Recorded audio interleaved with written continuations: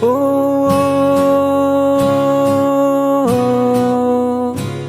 your tracks today at chinchillamusic.net.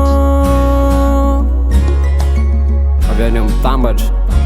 dédicace an'izay sirina andonan'ny fony rehetrarehetra.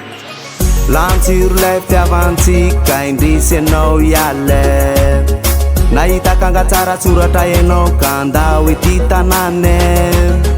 manontany afa inonany antony nampatonga anao zay hoe ande avinavina ianona valine lasisy nangorone tane zamonezaka namatratra ihany ny tokony nandehananao leontsify sinaka ianao rikalaka tapa-kevitrano hoe anda fa nahoana anao no manao izany tsy mafika anao rikalanefi zany aty ariny anao de niova afo zany fa tena hoana loatra kay tsy meko tsinizy zakaino diso safidy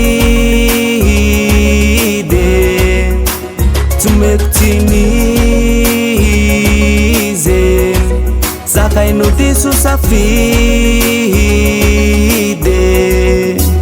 tsy meko tsiny anao ndatoko ao eal zany indiziny zafidy anao regal sy mpatsara tsotsany afatarako anao zany zay nampatonga ana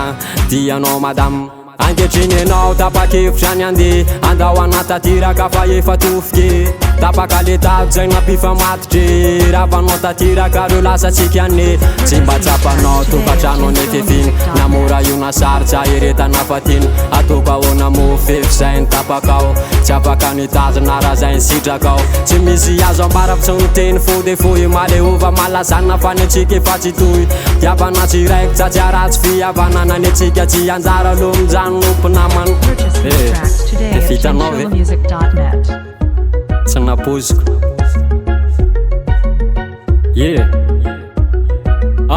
fara ialo anao androany de mba tiantrato io ifarany janon'le laivitsika io afaka mialy anao fa zako tsy mitany napetsaka ny tsipa fa ianao tena malamy tsy meko tsinizy